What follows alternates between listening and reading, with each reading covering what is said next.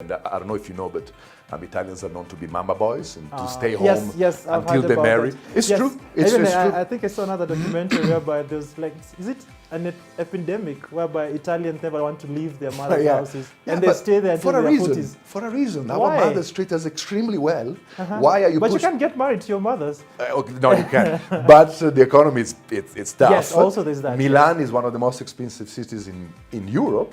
So a lot of young men stay home. Women are more independent. Women leave the house earlier than men. That's something very interesting about Italian culture. But then again, the mothers are always spoiling and pampering young men, me included. But I was pushed far from home to grow, and Australia was an incredibly significant chapter of my life. Interesting. And before we even get to Australia, you mentioned also your dad was also in business. What was your dad involved in? My dad is another very strong influence in my life. He's a salesman after all, and Just like you. I am. Yeah, I've looked up to him selling in all sorts of contexts and environment. My dad was in insurance, which is not a easy sale. It's most insurances are not exactly essential, so you need to be a good salesman. And I did work with him for a while as well, and I got to know how tough can be to sell insurance.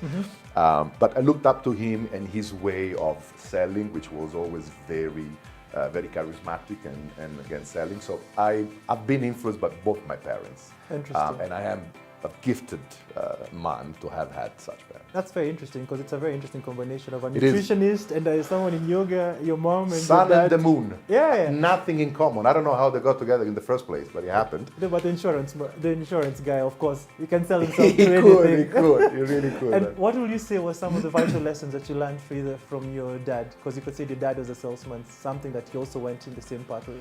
My dad taught me a lot of things, but mostly sense of justice. I have seen him getting into very personal fights all throughout his life. In fact, sometimes I look at what I'm doing and I am seeing my dad, because he had a company with up to 15 employees. That's right about insurance. that was his own Yeah. agency as part of a bigger conglomerate, but Yes. his own. The employees, he was paying taxes, contributions, just like a business owner.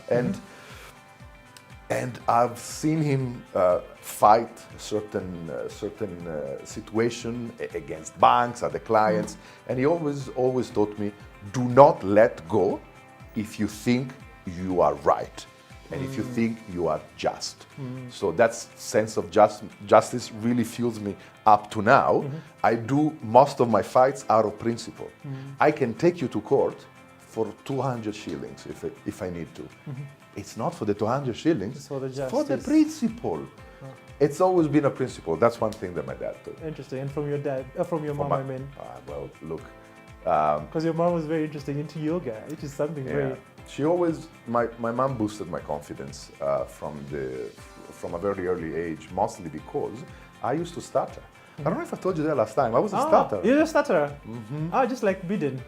Yeah, Biden or Biden? Biden Yes, or Biden, yes. even King, what was Elizabeth's dad, now I forget. But stuttering can be incredibly taunting for a young man, and it's usually a software problem. There's nothing wrong with your jaw, right? Yes. And stuttering can really influence a person because you have problems communicating and you communicate all the time. And right now you communicate so well. How? Why? What? Because my mom sat with me and read out loud and boosted my confidence, because it was mostly something to do with self-esteem. And she boosted my confidence day in, day out, telling me I could be anything I ever wanted, which is what every parent should tell every child. But